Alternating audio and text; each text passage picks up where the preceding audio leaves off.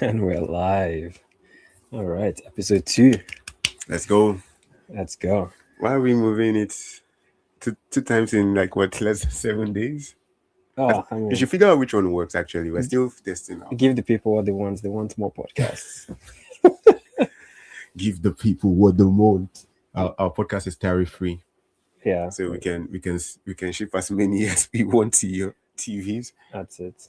Um, I don't know. We'll test. We'll see Wednesday, Sunday. I think I like Sunday better. So, Yeah, to be honest, it makes sense. Like a lot of things happen throughout the week that we can do like a recap on, yeah, and then just start out a new week and prep out for stuff. So instead of just interjecting on Wednesday and then by Thursday something else has blown up, yeah, it's like wait. that is true. I mean, obviously, the big one, all of last week, there was a very high level of patriotism in Canada. Um, after Mark Carney went elbows up in I mean, Davos. he didn't really elbow up anything. He went more like he had a good speech. But the thing I realized is like once you have a really good speech, every other speech immediately you shouldn't give any speech anymore for like a month because like everything will be measured Against that speech. against that speech. Because I think he had like a liberal caucus speech in Quebec, Yeah, and I was like, I came to watch it because I was pumped from the from the Davos speech, and man, I was like, it didn't slap, man, it didn't slap, but it's probably just because it was too close to Davos speech that me, I think Mark Carney should stop talking all at once. Like I always say, he does too much talking. Talk. Less action. I think the Davos speech maybe made him too confident to talk some more, and he may have overspoken. But I think he should have basically just gone from Davos, rolled up his sleeves. We're not doing any more talking. Maybe a couple interviews, and him and his ministers just go behind closed doors and plan out what to do for the year. Yeah, yeah. I mean, yes, but also in Davos, like as much as he inspired patriotism in Canadians, I just feel like he just went there to annoy Trump. It's like unprovoked.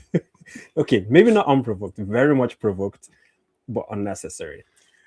Mm, Hear me out. okay. After he has given that speech, Yeah. is Canada now going to be independently securing our borders and all our coasts? From coast to coast to coast. Are we going to now secure all of those places? Are we going to be a net exporter of energy? Are we going to figure out how you can make wine in BC and sell it to Ontario without paying a bunch of taxes? Like, Wait, I thought they removed those inter-province trade, I, yada yada. eh, I haven't seen it yet. I haven't seen it. Once again, there's a lot of talking going on Yeah. and not as much action. Like, are we going to rebuild our auto industry? Like, all the jobs that we've lost, are they all going to magically come back because we went elbows up? Or are we going to be slapped with potential 100% tariffs?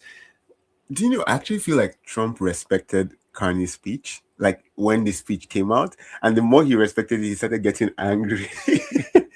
Because I think like when this like it's almost like a Trump-esque thing to do, where he's like, you know what, I'm just going all out for America, and Kanye was like, I'm just going to go all out for Canada. I don't really care whether I have to be begging left. I'm just going to just say this is it. So I think Trump respected it, but he started respecting it. He's like, yo, that's me. I should be doing that, not you. he I started pulled he getting pulled a pissed. Trump. I started getting pissed. I started getting like, you know what, I'm bringing 100% tariffs, Governor Carney. I'm like, Yeah. dude, at least just say, you know what, this is a good step that you made. I like how you're doing. Feel free to remember that you still have to come and negotiate. Like Trump could have just like, look, we still have Kuzuma to negotiate, so better just Yeah. respect yourself. And Trump is very much like the bully in school, right? The chubby kid who comes to take your he's lunch, and chubby. like he's that guy. He's very much that guy.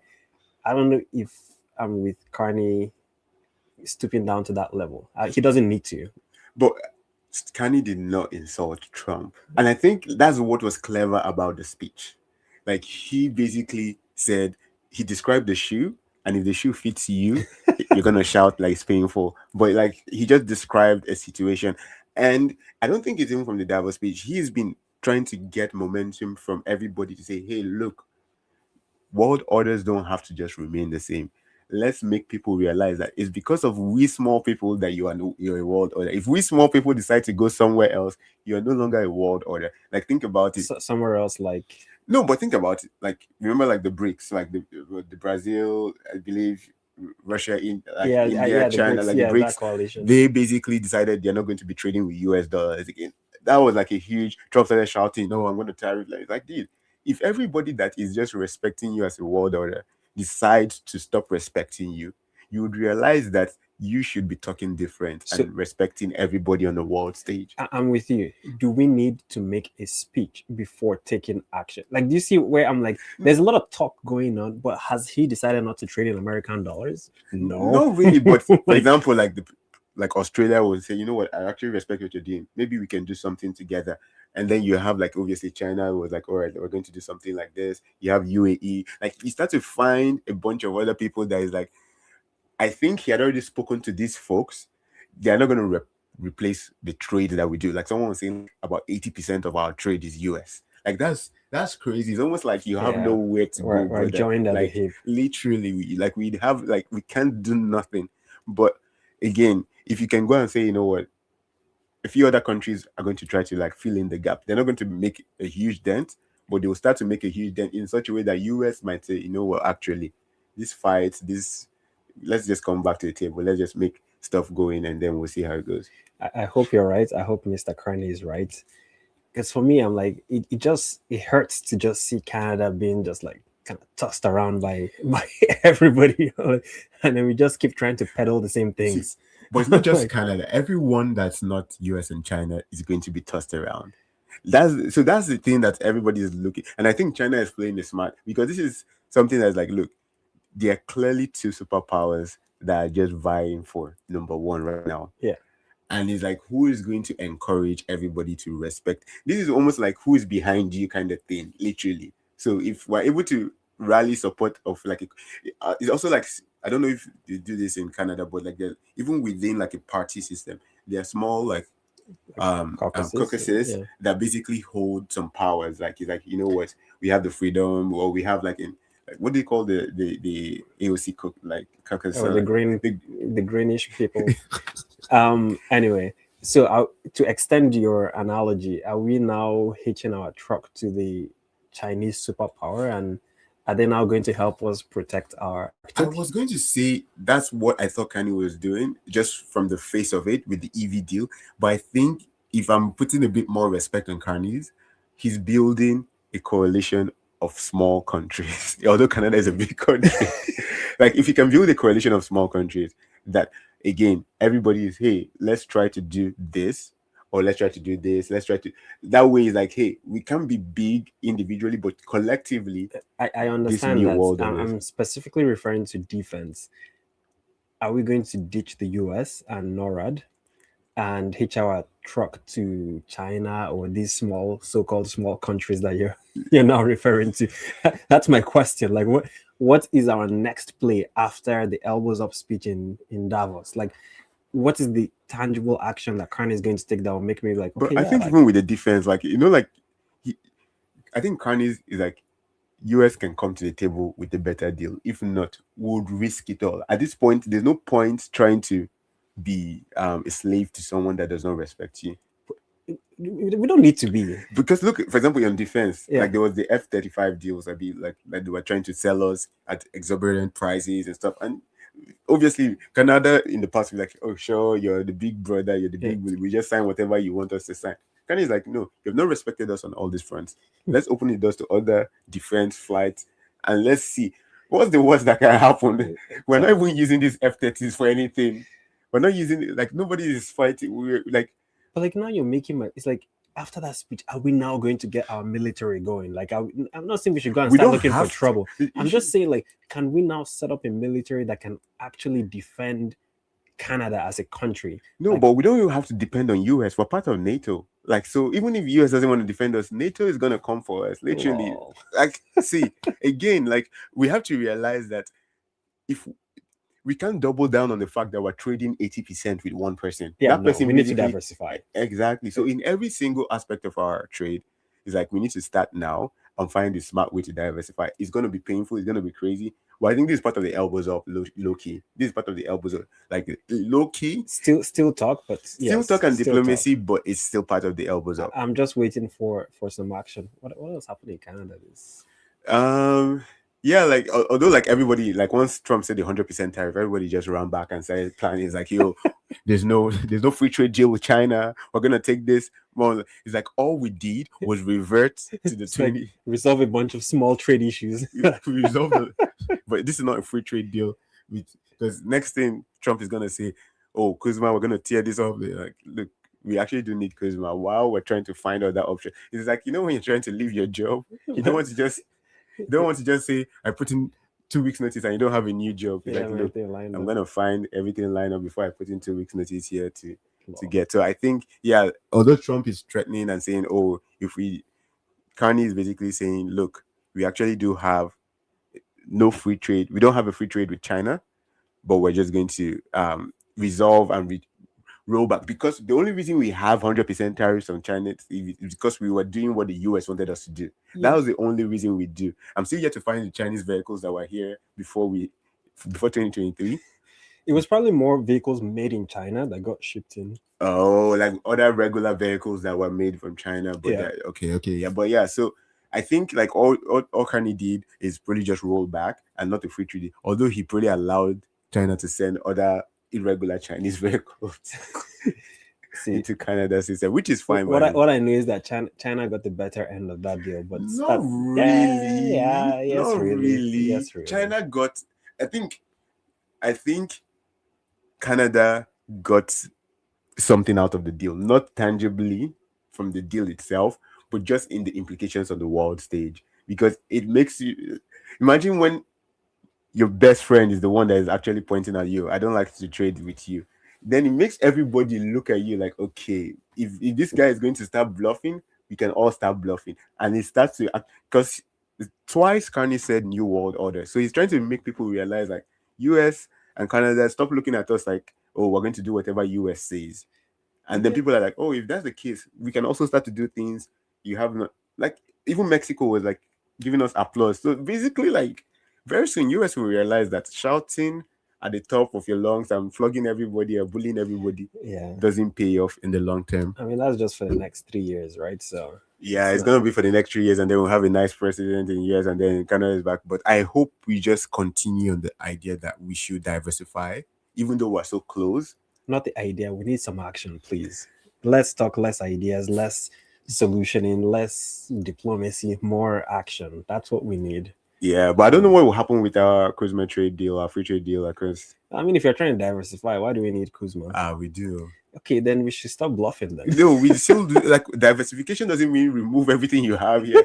Diversification means including what you have here, add some things that are orthogonal to this. So you can't say, oh, now all of a sudden we don't have free trade with US, we don't have free trade with Mexico. I'm not saying we shouldn't have free trade with them, but we have to negotiate an individual trade agreement with each of those countries the same way we're going to negotiate. Oh, you're saying we with shouldn't other have like countries. a block trade agreement? Yeah, let's not go hit ourselves. I mean, now too. without a free trade, how else do we catch Ryan Wedding? Be like the Olympian Canadian that lives in Mexico that gets captured in the US? Like that's like a whole example of free trade working easily yeah. in the law enforcement. Just move across North America. You can move across, sell drugs, and we can also move across and capture you between the whole free trade zone. So Okay, I wonder what happened to him. Why did he go from Olympian to Pablo Escobar? man, I hope there's a Netflix doc coming out. That would be so Canadian. Or maybe a CBC doc coming out. Like that would be so Canadian, from humble beginnings in somewhere in Vancouver To getting caught by the FBI. to getting caught by the FBI, being like the kingpin in the Sanola cartel or whatever they call their cartels there. Sinaloa. Yeah. Well, we'll see how that goes. Yeah, but that's cool. But yeah, I don't know what else happened really this week. Pierre gave his response to Carney's Davos speech. Leader of the Conservatives. He's supposed to be going through a leadership review this week, though. Yeah, I'm sure he'll be all right. I don't. Yeah, that's the thing with Conservatives. I don't think they have anyone other than Pierre. Literally, and Pierre is not really like is in a tough position right now. I think he's trying to find himself again. A lot of his identity 2 years ago was very linked to the what's a nice way to put this? The inadequacies of Justin Trudeau. of Justin Trudeau. Oh man, JT, He made JT. Pierre just look like a shining star. He did make for a lot of pragmatic people. He did, but I think Carney basically just like when you have a really good balloon, Carney just comes Just and then popped it. puff, and Yeah. it's like. It's like, what are you gonna say now? There's nothing to say. Every Yeah. position you want to argue on, Kanye will out talk you and out do diplomacy on you, and then but yeah, conservative is crazy. They don't have anyone, literally Yeah. anyone that can find ways. Alternatively, I'd say like they should just support the Carney government in some sense, right? One, it prevents people from crossing over the floor because Yeah. it just creates stability in parliament. But then also two, it gives you like a different light. That's the only way you can reinvent yourself a bit better. Like aligning Yeah, yourself, not align for a fully, bit but just till you economically. figure out some. Yeah. So that way you don't just look like you're You're creating always chaos looking for the sake of for the chaos. case of Yeah. chaos. That's the thing. Like just align because again, Daniel Smith, Scott Moe, Doug Ford, although Doug Ford is now dropping left, right, and center. But like these are all conservatives that are probably gunning for federal conservative leadership. Yeah. And Pierre is so orthogonal to their own style that Yeah. if they just graduate from provincial, they probably would topple Pierre. I know Doug Ford is not toppling anybody. Oh boy. All right. All right. That's what they said. He's been here for how long? Danielle Smith, I said this before. I can see her being the Prime Minister of Canada at some point. At some point, like through the conservatives, or you do like a liberal, I like don't know how I McCartney. don't know how she will do it, but I can see her being a Prime Minister at some point. That would be interesting. See, Canadian politics is actually interesting, yo. Like I feel like it's it's it, America can be so loud that we don't see how politicking happens in Canada, but like it's really really interesting. And yeah, well, shout out to Pierre if he survives his leadership. That's something that no one really thought would happen because you lose your election, you lose your seat, you come back. Yeah. Man's man cannot just give up, man. That's something. Like, I mean, what's he gonna do? Like all he's done is politics. Like, my God. no Like, sure. what do you want Maybe him to just go do? back and write a book, do something else, Start in your giving life. speeches. Maybe or just like what, do something different for Yeah. change, fight for change for Canada somehow. Maybe a think tank. Please, no. We need like. If I've not said it enough, we need less think tanks and more action tanks. Action Like, tanks. too much talk going You know on. what I'm gonna do? I'm gonna for this year. I will make sure I have to read McCartney's values book, and I'll bring it and see maybe there's some perspectives I can incorporate. Not like I really like. I think also this move with China might be a tiny crack, depending on how McCartney navigates it, and it might just leave a wide door like for people to see. And it depends on if they are really savvy politicians, and I think that's why Doug Ford was trying to be the one that is antagonistic. And see if I can just sneak in and cause the chaos and then come out a bit shiny like Ontario auto industry. Alternative, I don't know if like with the tariffs and Daniel Smith's alliance with US, they're going to find a way to come back to McCartney from Alberta. So I feel like this deal might be something that I'm curious to see how he plays how out in the savvy next. politically McCartney and his team are to still have a united Canada through the diversification of our economy. Yeah, Alberta has been making some rumblings about separating from See, Canada. everyone that want to separate, I don't know what you're separating to, especially when you're landlocked. It's just like Yeah, it's not a useful except separation. you're separating to join the US, but even at that, it's like it's going to be like an Alaska kind of thing where you're so far, but yet you're so He will be the forgotten 51st state. like it's going to be crazy. But anyways, Yeah, but anyway, last week I know we started talking about housing. We didn't quite finish, but before we get to that, I'd like to read a message from our sponsor. okay, let's go. So, sponsor for this podcast is Kweeve. For organizations that depend on donations for their financial operations, how easy will it be for every dollar collected from all donation channels to be recorded in real time, all in the same place? Imagine all the time saved doing financial reconciliation, issuing tax receipts, and generating reports for senior leadership. Check out Kweeve.com. It's going to be in the description below, and get started with your first month free using the link in the description below. Shout out to Kweeve. All right. So let's get to it. So we started talking about housing and we got carried away last week, but ultimately, what should housing look like for Canada? What is the housing policy that young people can get behind in Canada? Like, should we figure out how to build more, starter homes, condos, semi-detached, whatever, like just things to get the young people going in the housing market, or should we figure out how to bring rent prices low? Like, what is the like how can, because right now young people are spending a bulk of their income on just whether it's renting or more, like it's not sustainable, Yeah. right? Imagine having freeing up a couple $1,000s a month to maybe start a small business or like, but all your money is locked into shelter, which is a basic human need. Like, we need to figure that's like, I feel, one of the first things that need to be tackled for the Canadian economy. You know what I think? This problem, and sounds crazy, I fully would not have signed up for this. The government should be the ones constructing on Are all we their are we in lands. Singapore now? See, I'm sorry, but we have tried the free cash, free home. We have the FHSC FHSA, is a the useless program, please. TFSA. We have the first time home buyers RSPs. We have money. I was going to say give money to people to buy homes, but the moment you give money to people to buy homes, Prices developers go up. just Yeah, prices. I don't think the solution is giving money to people to buy homes. I think the cost of development is just too high. it's not, see, don't buy that. Don't buy the lie of the greedy construction companies that we have in this place. That their cost of Cost development. of development is too high, See, though. it's not as high as the price that they're putting it. I think there's a cost that is high, but there's a margin that is even a lot more high that they're trying to make out of the contract. Because again, we have the issues where there are only like a handful of construction companies. If you try to use like one of the people that just have maybe if you have your land and try to build your house, that cost is not what you're paying when you pay a developer to build your house. Fully, I Do you understand get what that. I mean? So how to bring down the cost of development? There's a few things you can do. You're either creating competition in the market to drive the prices down, Exactly. right? But the issue with creating again, for you to be a developer, you probably need to have land.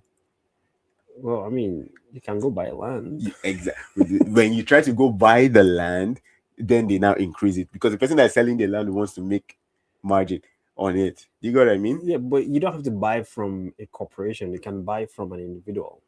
Yeah, you can buy from individual or the government, but the issue is when you go and buy, you want to still go and sell at market price, and then you still get. That's why I say the government has to, for at least give it time box 5 to 10 years in all the places where the government has majority land, build houses, build it at 40% below market price. I don't trust the government to do anything at I don't 40% trust below I don't market trust the price. government because next thing they will do, they will hire those damn developers that will add some more cost and then contractors will come And and be then they will giving subcontract to sub. Yeah, no, I don't trust the government to do anything efficiently. So, or like, I don't think that's the or solution. we're talking about Canadian military, maybe put the military to build a house. However, we want to do it, we cannot give the money to developers anymore. That is a wild We suggestion. cannot give the money to developers anymore. See, These people want to take every margin. yeah, like what our military is already not Uh, yeah, properly equipped for war. hey, we bring them in. Hey, maybe that's something you also, maybe if you even sign up for the military to build houses back in the days, Okay, yeah, no, that's not what the military is for. See, I think so. To your point See, about military is buying as houses, disciplined. Like you need some people that are not thinking about. You need people that are thinking about orders and execution, not people that are thinking about making profit. it's a slippery slope, though. It's like, okay, well, there's a problem with housing, bring in the military.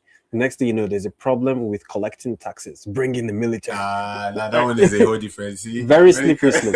Very slippery slope. So what I'm suggesting is, if the government can sell some of their land to these new developers, they don't have to make a profit on it. The government doesn't have to make a profit, but the issue is who they are selling the land to. Except there's an influx of developers from outside of Canada, because again, like when it comes to most of these housing developers and realtor, not necessarily like real estate like institutions and investment companies and however, there's only like 5 to 10 of these people across Canada. see, how do we increase that number? Again, you have to. You can't just give land to somebody that's starting their own development company Why not? because it's like we're gonna cause houses that are not fully. You don't have the so No, but like they have to meet certain they have to meet standards, right? certain standards. Yeah. That's what I'm saying. So we need to find a way to first of all create competition that is just de facto, and then give. Because even if you start your own, let's say you start your own development company, you hire people that would help you. The government gives you the money when you're about to No, the sell. government should not give No. anybody The money. government will sell you the land at very, very low cost. Yeah. Sorry, I meant to say when you're now about to sell, what are you selling at? What do you mean? What are you? What Like, price are you selling the houses you build at? so maybe to your point earlier, if the government is freeing up land that they're going to sell to new developers at low cost, it should come with a string attached. You sell back to the government, Okay, right? You sell back to the government at a strike price. yeah, at a very fair price.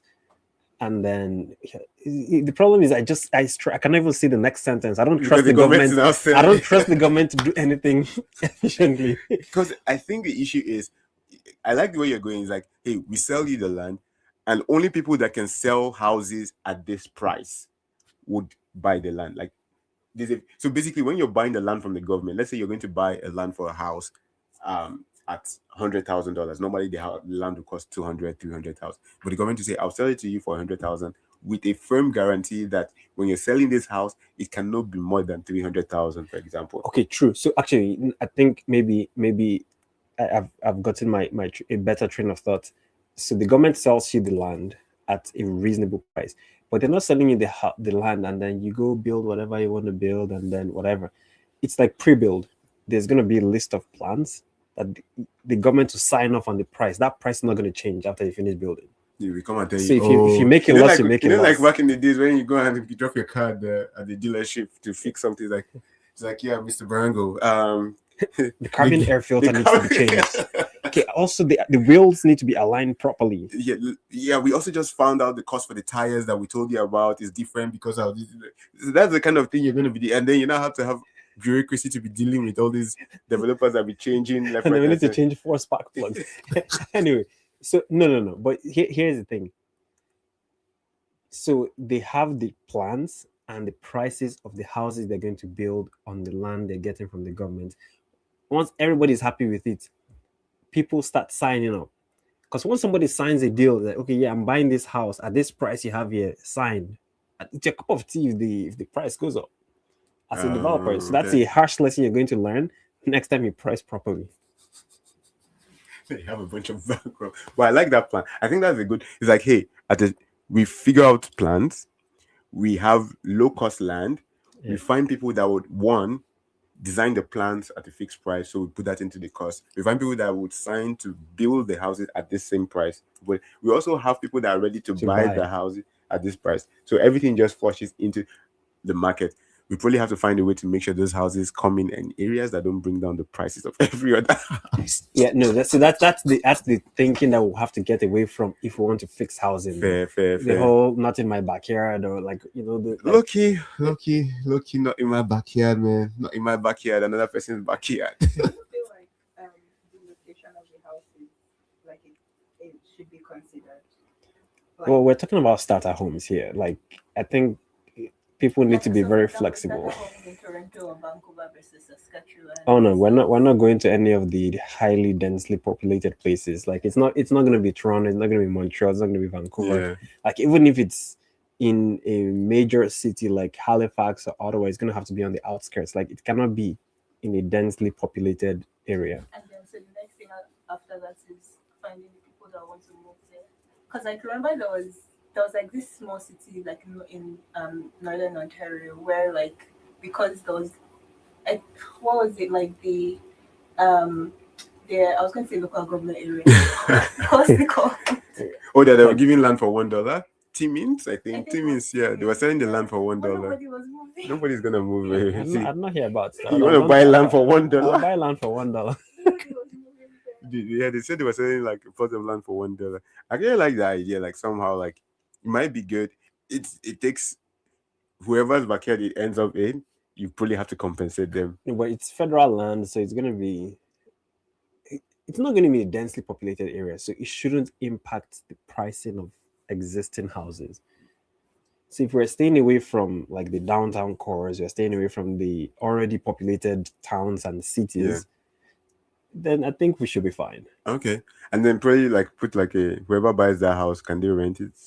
Yeah, you can rent it if you want, but Okay. like I mean, Because why not? then But the again, problem is that now the people rent- who have houses will now come go and buy buy it that cheap. house and then and go then and rent rent it it and and then- then So, I mean, we cannot stop individuals from doing that, but I think corporations buying houses. yeah, so whoever is have going to to- buy those houses cannot be corporations. Yeah. Whoever is buying those houses cannot be second homes.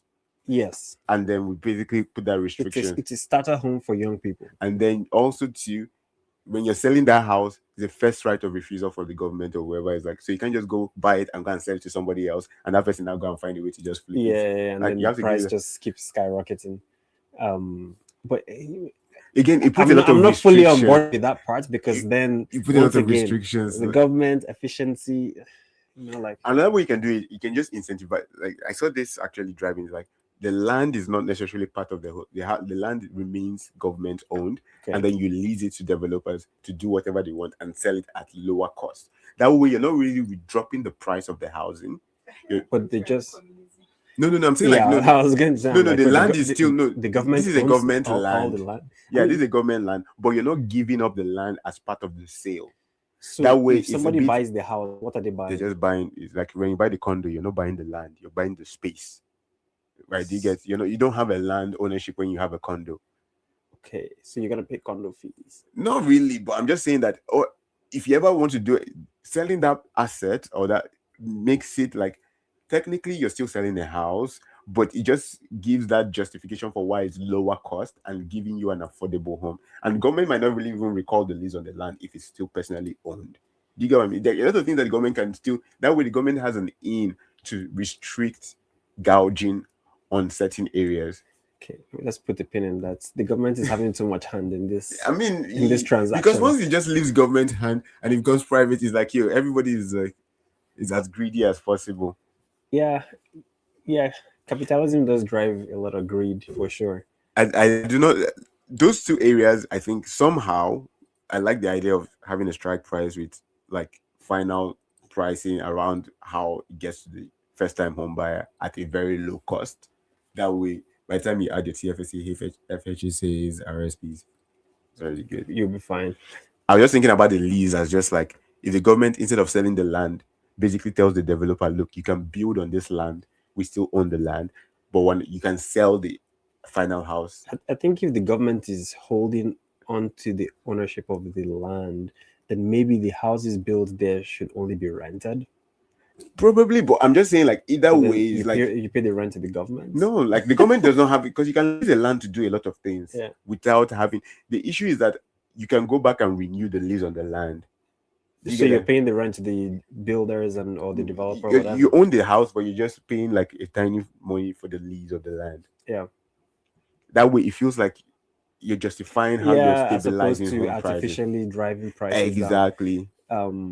And also the government still owns whatever is on it. So even if it's over like 10, 20, 30, 40, 50 years, the government can still come back and say, look, hey, the lease is up for this land. Here's how we're going to do all this. You that is on this part of this land, we're not going to renew that because you're not using you're basically been gouging investors left, right, and Yeah. we find a way to bring back the price to regular. So when the lease is up, what happens? The builders tear down the houses. Whatever you want to say, I'm coming to take my land back. Maybe carry your house, put it in your back pocket. Go somewhere. Or we call I mean, it immigration could on your house and we like ship No. it back to. it gets deported. It could be a good argument for modular housing too, where it's like you come put a bunch of prefab whatever and then sell or rent whatever you want to do, and then when the government comes for their land, you carry your prefabs back to the warehouse, Exactly. sell it to somebody else. Like you can Yeah. still sell. But then what if somebody had bought the prefab from you? You know what? There's a lot of There's a complexity. bit of complexity, but again, the idea behind government, it's just the same thing with government-backed loans. It's like they're not really trying to make money and gouge you out. The lease is just to make it like it gives like some sort of it takes the the punch of like Yeah. driving up the prices, right? Government is like when they back loans, sometimes they do it at 0% interest. Like, look, we're just trying to just let you know we can print as much money to cover this loan, so just back it, Yeah. kind of thing, right? So, but again, I think the ideas will come up is sort of like, hey, we can either sell the land at strings attached, in the sense that there's already a plan that has to be built on this land. Yeah. There's a price that this house has to be sold for, and there are restrictions on what can happen, because you cannot go and build a house, sell it to yourself, and then you now go and sell it at the proper price. I'm saying human beings will find Yeah, loopholes they always to find find they the sell way it the to their government son or their daughter, and then the data goes back and yeah, there's that's why it's hard, man. Democracy and but government that's also why people always just steer away from interfering with the free markets, because then you create see, even when some you of don't these things. whether you don't interfere, you interfere, everything like will just go berserk. Everything will go berserk. I was thinking about AI, for example. You remember when Open AI started and it's supposed to be non-profit, and you're supposed to, and then now free market showed up and you're like, oh, we can actually make hundreds of billions of dollars, trillions of dollars. Well, Yeah. let's go and fight our way to become a Let's profit. restructure this. We're gonna have a foundation. And I'm like, yeah, people would always find a way to just come around to make the most money, regardless of who suffers. But that's the beauty of capitalism. I mean, that's the upside down of capital. That's stranger things of capitalism. I mean, again, for us, we'll still there are levels that we say, hey, don't touch my taxes. I was yeah. At what point everybody, they're gonna be like, okay, when the wealth goes above my own level of wealth, then yeah, you The can wealth tax. tax the rich. Tax the rich. But up until my time, Up until my own level, just leave me alone. tax me as a regular middle class income. That's it. Just a middle class person. Like Like human beings. But Canada, like this, are trying. So I think Kanye has the idea of the prefab that you're talking about. But again, people still like it's very. On the flip side, people also have the envious thing, like, hey, if I'm on the prefab versus I see somebody in a mansion, and there's like this and that. cut your coat according to your size. No, I mean, before this plan came into effect, I'm talking as if it's coming into effect, but you had nothing. You were renting, paying somebody's mortgage, ridiculous rent prices. So now that there's a solution for you to own your home, then that is, like I said, it's a starter home. You own, you live there for a while, at the same time. Because the thing about the economy is, like, if your mindset is always to the government solving the problem, it's going to be a perpetual cycle, right? So while you're in that starter home, you're working to drive up your income as well. You're working to, maybe it's not something you care about, but if ultimately you want to live in that mansion, rather than envy it, build the wealth to buy the mansion, right? So it's like you have to work on both things in parallel. Drive your cost down, drive your revenue up. That's just business 101, right? Business 101. Demand and supply. Demand and supply. Where's the intersection? Equilibrium. Equilibrium. Oh man, giving me some traumatic memories of like my secondary school days. I forgot what was my teacher's name again, but yeah, Mr. Obot. He give like the equilibrium, unstable. Do you have inelastic demand? But that's for me. That's the way I see it, right? How do you drive up your revenue, bring down your cost? You're talking of ways for the government to help bring down that cost, but you also have to drive up the revenue so it makes sense in the long run. Because the wealthier young people get, the better the Canadian economy gets. That's just like, you have spare money, you're spending, putting that money into the economy, or you're investing, you're building a business, right? So everybody kind of has to work together to make the Canadian economy become what it has the potential to be. Yeah, I wonder like what Kanye's plans are on ensuring that younger people are wealthy. I need to dig a bit into that, because I don't know that he has a plan for that. I think he does somewhere, because I know I don't like Pierre's plan. Well, I know, like, I don't like I like Pierre's plan for the middle to upper class, because he was like, oh, tax-free business, sales, left, right, and center. Here's why I don't think Kanye has a plan. Why? Because in Kanye's world, everybody gets to a certain level in middle class and just stays there. I mean, like, I don't fair, but that's not a Kanye thing. That's a Canada thing. True. That's a Canada thing. That for some reason, like, it's very, very hard for you to break out of the middle class. No matter, like, it takes a lot of inertia, like, to even move. But yeah, I don't know why that's the Canada just feels like everybody's just stuck at the We're just hoping. Yeah. But anyways, And you know, the one thing we forgot to talk about at the beginning, we're talking about the things that have happened this week. A lot of public sector employees lost their yeah, jobs. it's so funny how Kanye just put this around China, put everything around, and then this Uh, is just mask. Nobody's talking about the fact that they're doing like a whole workforce adjustment Bruh. in the public sector. Massive workforce adjustments. After elbows up in Davos, comes back and slashes the public sector. Hey, everybody's plan. Maybe just the NDPs didn't have a plan to slash public sector, because I think the liberals and conservatives all both had like a plan to do like a. Yeah, it's crazy how like I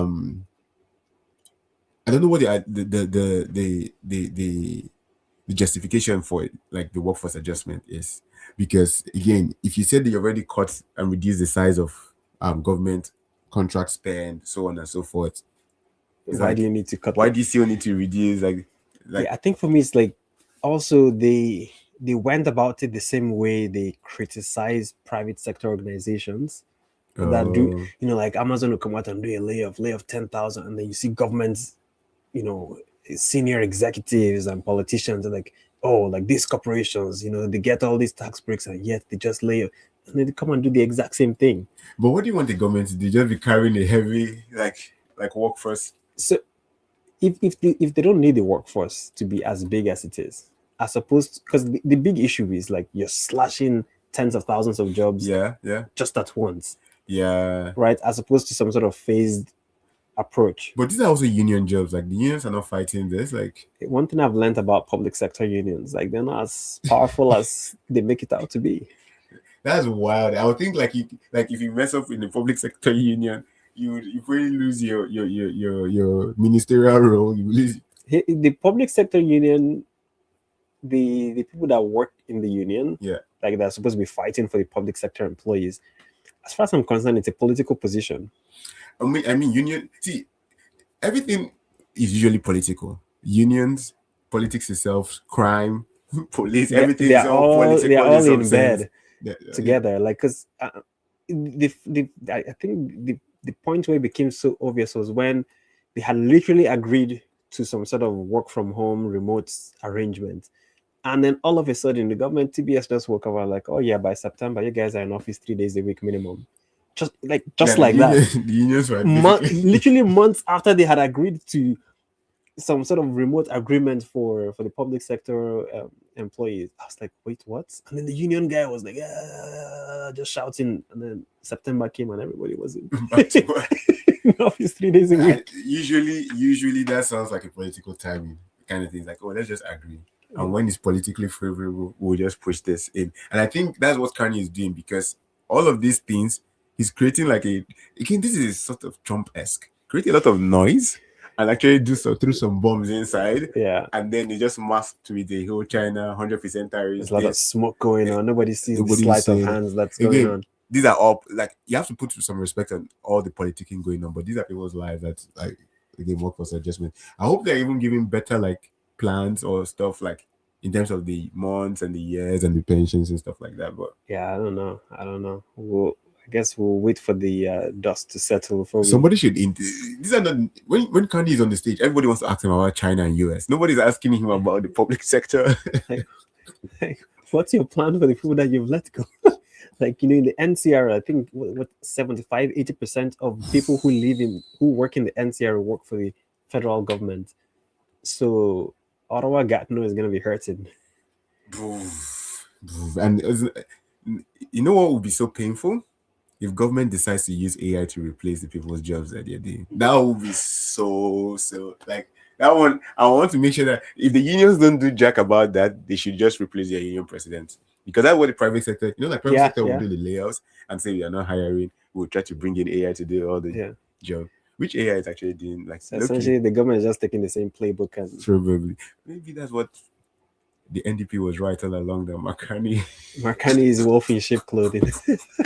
But anyways, I'm still on board with Marcani, man. Like, I like, for me it's just pragmatic. On a macro scale, there are a lot of people that get impacted and things, and he likes to move like none of these things are touching him. and it's just so far from him. Yeah. But I feel like there will be a time when he has to answer questions. I think Parliament is sitting back this week, so I there'll be think he's questions. he's also very fortunate that he's prime minister at the same time that the news cycle cannot escape Donald Trump. True. Like, no matter what Kanye does, CBC, CTV, Global, they will have maybe 3-1 news about Trump Yeah, versus yeah. it just it's a great time to be prime minister of Canada. You can really do whatever.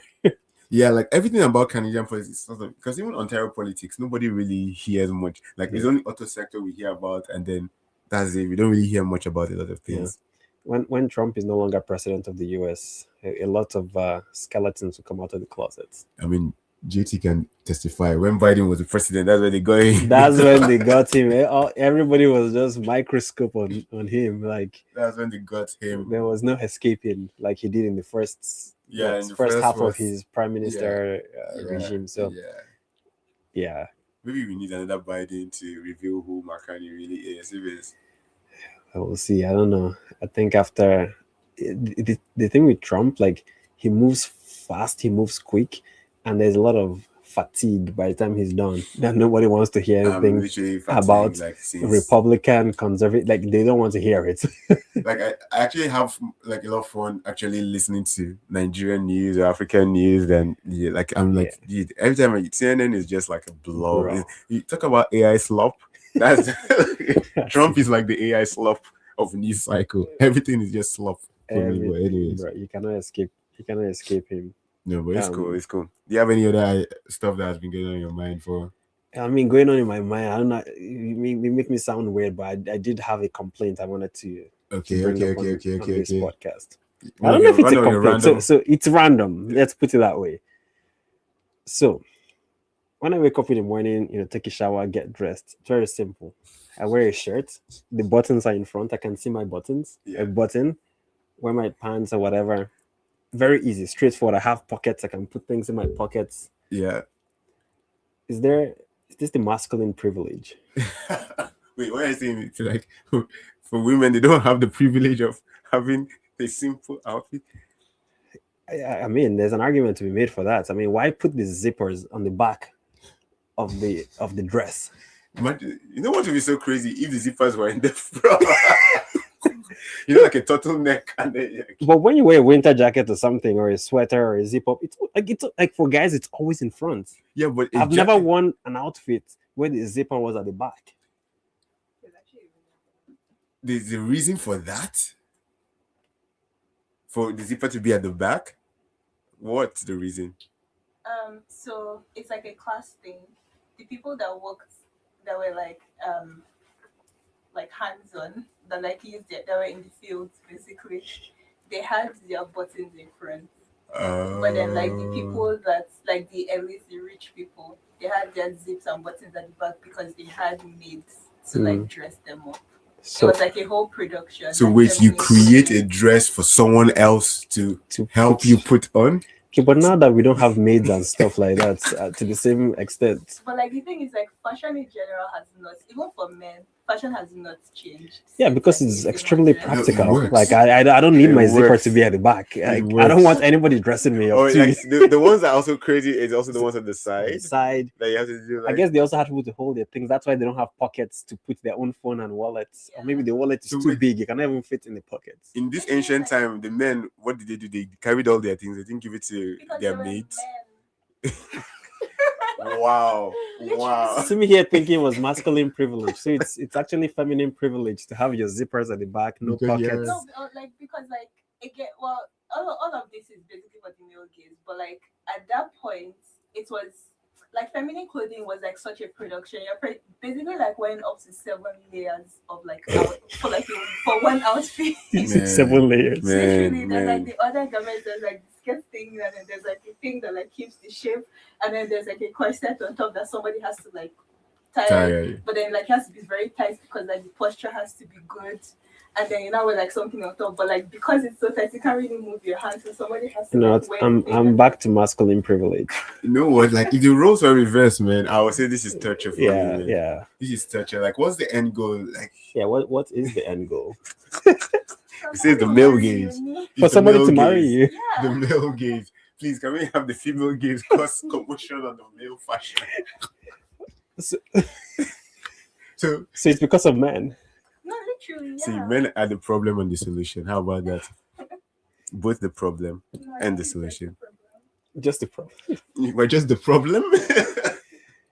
No, that's crazy though. That's crazy because like you have something right in the pocket, but then you have a purse though. You can put stuff in the purse. Okay, well, you can in theory. I mean, nowadays, like If- you have like if- this yeah, tiny it's purse. so tiny, like you can only fit like maybe 2 credit cards or something, and then it's maxed out. I'm like, okay, then why? Because back in the days, you used to have like the bigger bags that you can carry, handbags. No, it was also tiny. No. We like Well, I remember my mom carrying like handbags and like that was the whole thing. Now it's no longer called handbags. You have like finger bags, literally. It's You know what? because it's like it's all fancy to be like this and that, and then it's like it's not really like expandable. It's just fixed. I mean, it's fashion, man. Like the thing is creativity. It's creativity. Creativity. Trying to like again, it's trying to create a picture and make everyone fit into that picture. Not everyone, but just have a view of everyone doing something on this picture of creativity, from fashion to shoes, bags. Like, have you seen like what's that award show that everybody dresses crazy? The Met Gala. Like, have you ever seen like pictures from the Met Gala? I've seen some. I'm like, Those clothes don't whoa. look easy to get into. Whoa! Like, you've already spent your whole Sunday sitting down and then sewing this whole cloth on you. That's Legit. and then when you go back before you sleep, and all you had to do was show up for an event, like nobody paid me for any of this. Like that's a whole movie production for somebody else to just look at, and I'm not really comfortable. But that is not just female. Guys also have like some outfits too. Yeah, they have some. It's questionable. It's questionable at the risk of. So. Say the correct part out loud. So guys have some outfits that are also potentially Because if you think difficult to about like get where into. we're from too, Yeah. like you have like the rappers and you have like the high. Like I remember from a traditional wedding, like it was very very heavy and like the People, amount of things. once again, you could put on all of those things by yourself. Nah, man, there were some studs that I was like, yo, I think my dad had to do like a bit of like work on the neck because the way they opened it up and it just felt like heavy. Like once you put one up, you can't put the next thing on top of it. Yeah, those things are heavy. So but those are more like regalias and stuff like that. It's like when the prince or the king is going somewhere, they have like Game of Thrones where they put the hat, they do this, and then when he's so weak, he now dies, falls down and dies under the whole dressing. But yeah, like the fashion designers, somebody needs to investigate their mind. Yeah. Oh, and also it's like geographical, right? Because like the outfits that we wear is very like Eurocentric. But then if you think of like African dressing, it's very easy to put on. Like Is it? African everyday dressing. Okay, not like Not the traditional. Oh, not it's like the everyday, like Yeah. the gowns, Yeah, the dashikis and floweries, stuff. the Yeah. dashikis. Same with like Indian, I feel like I've seen. Like, have you seen them wear a sari? Like I mean, I've seen so, like I've they will seen fold it videos like of this and then people- fold it like this and then they will pin it and then they'll fold it more. I've seen because like there's this chick on Instagram that like her thing is just like she wears saris a lot. It's probably like a westernized sari. Because 'Cause, like, I I'm don't pretty sure the sari is like just But a they piece have of cloth ready-made that they saris will now. Yeah, I'm wrap talking about, around. like, Yeah, this because they have type ready-made of- gilets, everybody Yeah. But just like a ready-made sari, but like good. So you just literally like wear it as a dress. So once again, it's kind of westernized. They've made it easier, which is good. I'm happy for them Doing for you. making it How do you have- making it practical. And I mean, even if you ask me to help you wear a sari, I cannot help you. I cannot help you wear a sari. That's very interesting. Yeah, like I think fashion designers, because once you have a school around it and you have creativity around, people just it's the same thing with music too. Music used to be very simple and then it becomes a bit complex because Yeah. people are trying to tweak everything. Creativity just keeps pushing and pushing and pushing. What can you? And then next thing we have AI creating everything. Imagine we have AI fashion designers, yo. I mean, yeah, AI has stolen all our ideas anyway, and I mean, just, it has stolen all the ideas and just like yeah, turned it into its own. yeah. Now own it just thing. spits out. Talking about AI, should AI be So is AI protected by free speech, or should AI be bound by a set of moral laws? Like, do you get, like, it's a sensitive topic, but AI says things that I mean, negatively impact people, yeah. and I mean, then now they say they've put guardrails around the top three chats, Claude, Gemini. so by guardrails, I mean it's now bound by a set of Yeah, it's bound by a set, but although you moral can laws. still like finesse your way to still make the AI speak what it wants to. It's like, hey, Yeah, I know you're chained in there. Say your truth. Say your truth about this situation. It's like, well, since he asked, here's what I really think about. Shave your head. No, but AI can. The thing is, AI is basically like a it's an empty brain that they have just poured a lot of content to and allowed it to just wire itself. yeah. So trying to bound it, you're not really bound it, but like, you're basically just You're filtering the you're outputs. exactly Yeah, AI is actually saying everything it wants to say. Someone else is like, okay, yeah. let's just Let's move scale this, this back. just scale this back, left, right, and center. Don't get cancelled here. Don't get cancelled here. Is what you should say. Yeah, because there's a lot of pressure put on the companies that are building these models. I'm like, like, really, the AI is only saying what you've asked it to say. So who then should they put the guardrails around? I'm curious as to how all of this just happened so quickly with AI. Do you get what I mean? Like it almost like we switched from one day you Google to another day you just go to ChatGPT. Like it's Yeah, so like quickly. It's like something happened in COVID that everything just changed. But anyways, I know the technology has always been there. I mean, I feel like Google always had it in their back Google pocket. always They had the always had it at technology. the back pocket. And then next Yeah, thing is like, yo. We were just trying to.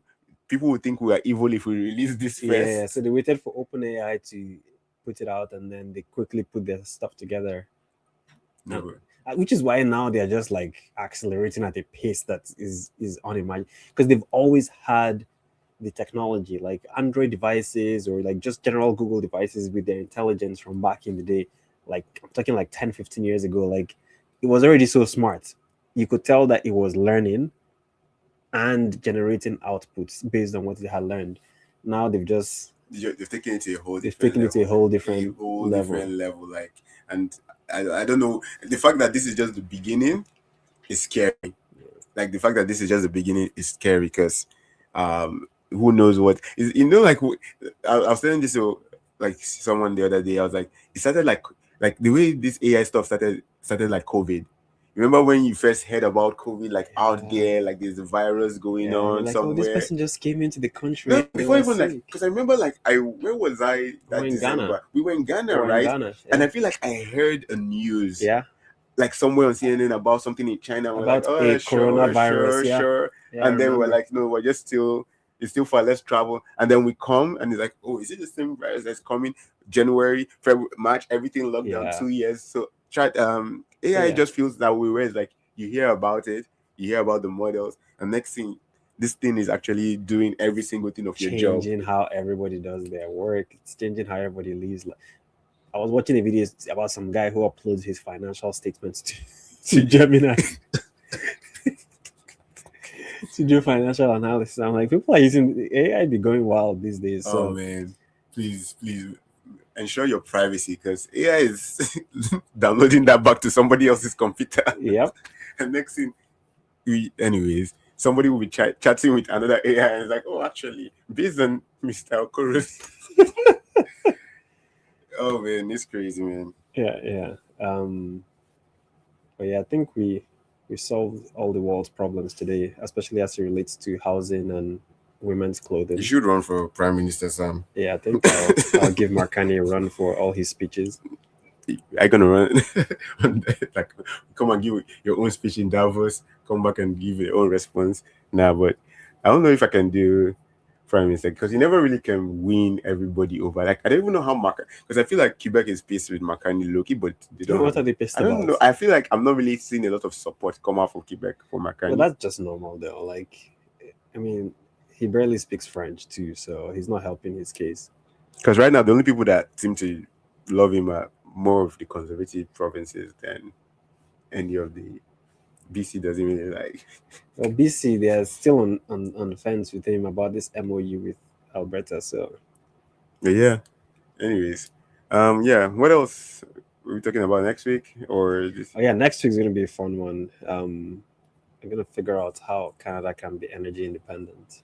Energy independence. In fact, we want to be a net exporter of energy. Man, Stephen Gilbro might have to come to this podcast and shut us down. He might not be happy with what you have to say. Is he still even? He's still an MP. He's still an MP. But again, as a prime minister, you can't win everybody over. Man. Like, Cannot win everybody, but we need to figure it out though. Like, yeah, I'll be curious to, because I know you have like some experience in chemical engineering and stuff. Like, I'm curious as to what the backlash is, and because I was looking at BC's north coast, a lot of tankers go there, just not oil tankers, but bigger tankers go there. yeah, Literally, like that can carry other things that can also yeah. chemicals, like other industrial hazards. The but tankers just not themselves oil. are emitting all kinds of gases. So there's a lot of negative stigma around being energy independent and what it takes to be energy independent. So I wonder if, and this is something I want us to bring up next week. And I was listening to a podcast recently. I wonder if Canada should have used our energy to create a Canadian sovereign wealth fund. Do you get what I mean? Because all of the issues that we're having is we don't have leverage because we don't have a sovereign wealth fund. We have money. We don't have money, literally. Like we don't have, like, for someone that has oil. Yeah, we have oil, we have rare earths, we can do nuclear. Like there's so many things we can do in Canada too. And I don't think it's. I probably have to look into this if it's actually Canadian natural gas that we have, or some. No, like it's natural, but I don't know if it's Canadian owned or Canadian. You know, like how like in the Middle East, it's their own. Yeah. No. You dig a little bit, you see the oil will start coming and also out. the government has ownership in what is going on here. I don't know if our government has ownership in what is going on there. Yeah, it's been good to figure that out. But I mean, like we do, like if it's freaking cold the last couple of days, like it's like all that cold going to waste. Like we could be liquefying some natural gas and putting it in a tanker and shipping it up somewhere. I don't think that we can liquefy here in Ottawa because there's no natural gas and it's just cold here.